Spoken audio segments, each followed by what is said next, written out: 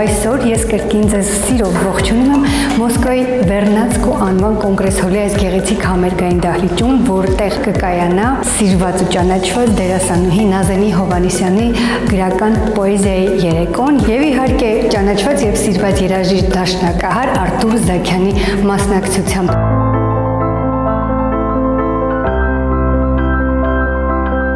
Այս լույս աշխարհ մեր գալը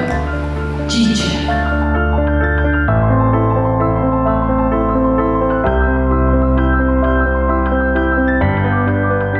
Ինչքան է ծանր է ապրելը,